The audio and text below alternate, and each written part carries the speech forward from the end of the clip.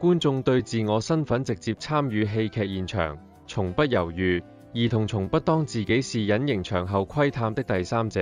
而是期望可以參與改變故事發展的人士。無論是專業劇場及校園戲劇，他們參與的情緒都不會有所改變，必須一致，以滿足觀眾的身心靈需要來營運。經過3集短片的介紹，校園如何改編繪本成一出戲呢？我們應該知道起承轉合不單是關乎故事的串聯，而是排練發展過程的步驟。戲劇創作過程也有3層，分別就是從訓練入手激活小演員的五感，到第2層敢於放手，把故事進行加減改變，最後就是流暢而獨特的創作風格。當然，我們也明白兒童劇對兒童有貢獻，必須具備的特質：童真、趣味、幻想、好奇、美感、情緒，當然還有經驗、品德與價值觀。無論對兒童觀眾或參與兒童劇的小演員，都缺一不可。先回顧一下與整合戲劇分段的重要。首先是起舞台表演的開始，引發觀眾興趣的前奏，定調講故事方式的引導，角色與環境的介紹。當然，也是導師運用戲劇遊戲改善小演員表演能力，引發進入戲劇角色情景的訓練階段。承就是承接，繼之前角色與故事的發展。當然，也是排練中小演員尋找角色與空間環境的認知過程，以致扮演中有更真實情感的關鍵時刻。轉就是高潮所在，矛盾與衝突高峰，戲劇舞台改變的爆發位置。轉變的方法不能單從導師的教育角度出發，強加於小朋友身上，而是尊重兒童，以童真及好奇的角度，尋找可改變角色命運的方案。合就是表演與故事的結束，矛盾與困惑被克服，一切回復正常。兒童劇舞台必須具備從作品讓觀眾心中殘留象徵訊息，完結不單是大團圓結局，而是殘留在小觀眾心中一顆種子，播種精彩人生。分享戲劇的各種其他重要元素。首先是正角，一般就是戲劇的主角，以行動完成故事任務的核心人物。近年大家會發現，兒童文藝的角色很多時候並非如此正面純良，要主角人物改邪歸正才是主流。正面態度出現的角色反而是反角，就是阻礙主角錯走、泥足深陷的角色。主要角色是否可愛，當然是關鍵，但在合情理下改過，才是今天吸引的潮流。校園劇場可先從改編這些繪本入手，探索未來校園劇場的新風氣。反角就是故事中阻撓正角行動的對立的人物，過去都是魔頭，而現代又不一定需要是壞人。關鍵是反對行動是否合乎情理，所涉及的矛盾是否為孩子所認識，主要角色性格是否能從劇中因阻撓力量的幫助而得到改善。未來校園戲劇反角的描寫，每每比正角更為關鍵。配角就是協助正角完成任務，襯托正角表現，建立趣味，承先啟後。串聯故事的人物，配角一般都會為劇場提供童真、趣味、幻想、情感、品德作用，同時也可能是主角團隊內的軟肋，又或者是主角團隊的補充。配角很多時候都是貌不驚人，但讓人深刻感動的小人物。團契角色在兒童故事及繪本經常出現，是正角的協力隊伍。部分兒童文藝把正角的任務由多人承擔，建立正角組成的團隊，性格各異，互相配搭，需要合作克服問題。同時讓不同年齡及不同氣質的觀眾可以個別投入情感。當然，也是校園劇場可以擴大參與人數的機會。矛盾、衝突就是阻撓故事中角色任務完成的事件與力量。衝突就是因矛盾所引發的波動。人與自己、人與別人、人與環境、人與價值、人與大自然的矛盾就是戲劇。問題解決的前後一刻，就成劇場高潮。是否達到情理之中而使人意料之外的效果，就是重點。當然，排練時導師要把矛盾衝突的鋪排交由參演小演員，以童真、好奇及品德的角度與能力進行選擇，劇情才能被參與及觀眾小朋友同時所接受。對白就是角色通過對話表達感受，進行溝通，呈現故事。當中獨白就角色通過說話表達內心世界的想法。旁白就是介紹環境與角色，闡述故事的發展情況，進行片段之間的連結。集體朗誦就是通過合唱團方式，共同發出聲音及敘述，表達及加強劇情發展的氣氛與情緒。肢體動作就是通過肢體表達情緒、環境與角色性格，更可通過拼合身體與動作表現物件、空間與環境。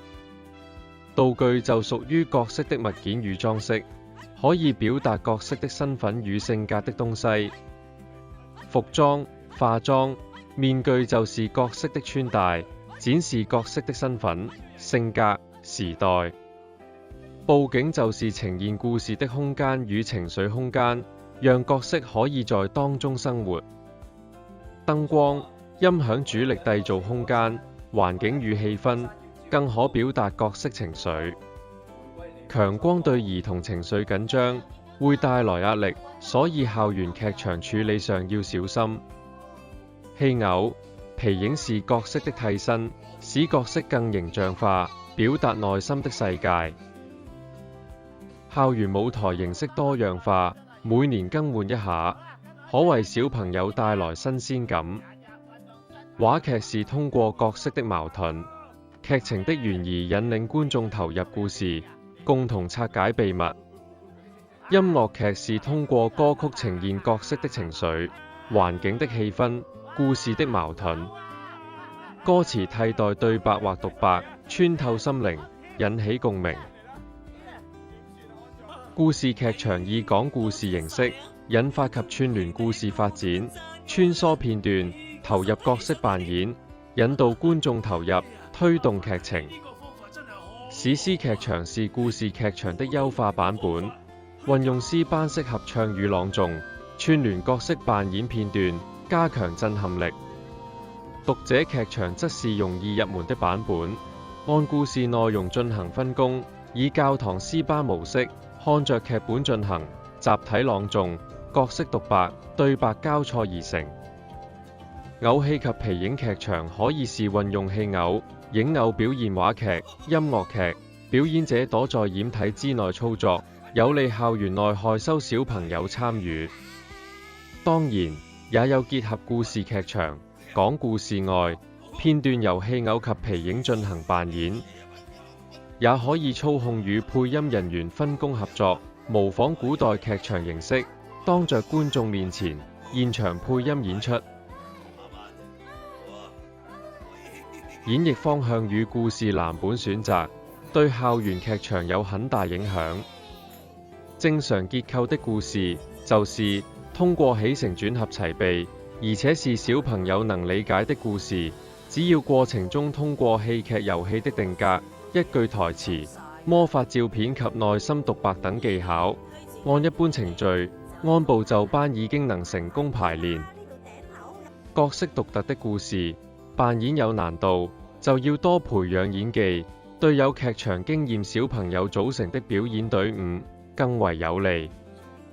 運用劇場扮演技巧，共同完成場上角色扮演、角色交換、坐針氈等比較艱辛的訓練，一方面可以協助發掘精英，同時協助小演員建立角色、培養演技。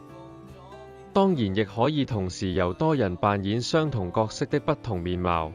角色的情緒更有把握及變化，更有感染力。結構不嚴密，戲劇性質不強烈，空隙很多，但有可觀性的事情。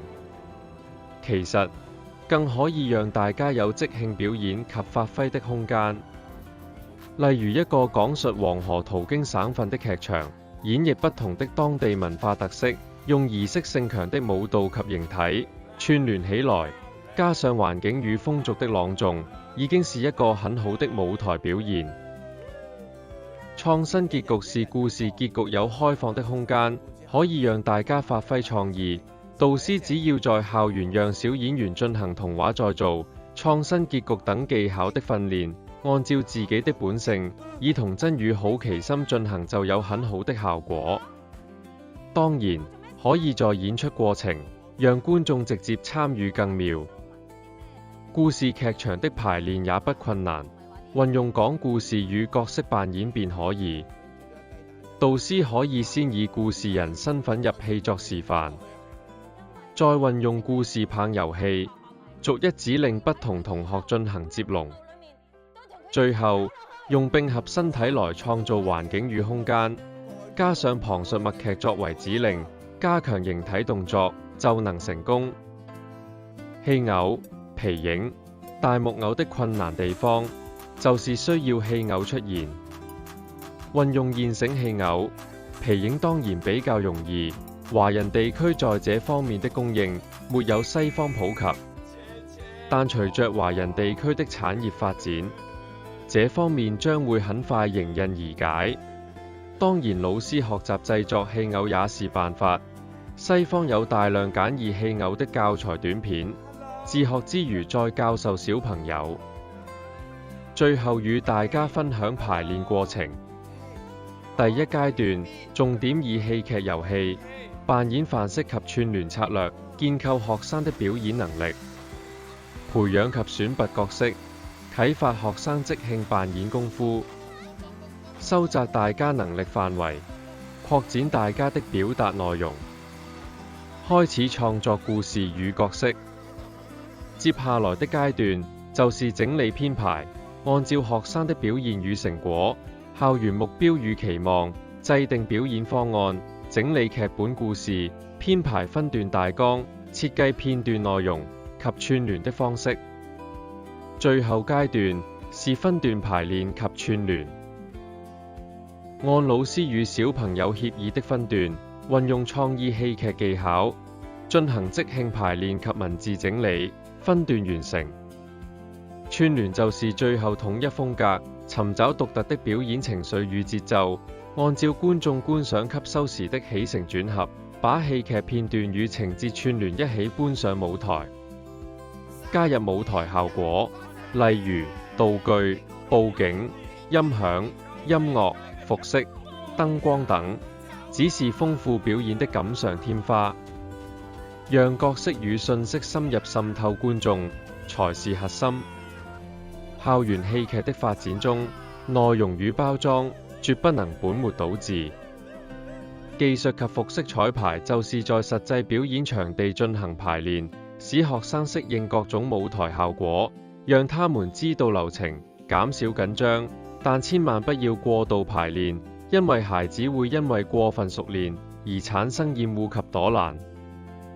學校戲劇相對於專業劇場有更大難度，因為要讓小演員有發揮空間，培養及教育作用，能自由舒適地表達自己，又能讓觀眾愉悅，可供觀眾欣賞的訊息，就是成全小朋友自己的願望，還要觀眾感同身受，當然不是容易的事。學生參與就是教育，觀眾的收穫就是專業，兩者之間同步與平衡，就是學校戲劇活動的最高境界。我們永恆的追求，而不是我們需要馬上達成的成績。要創意在小朋友中產生，戲劇是好方法，但要通過漫長的嘗試與練習而獲得。明日藝術教育機構官網中的副網站 Kids Theatre 及機構的明日藝術教育機構的 YouTube 頻道就有很多資訊，敬請老師及家長使用，為下一代創造精彩而幸福的人生。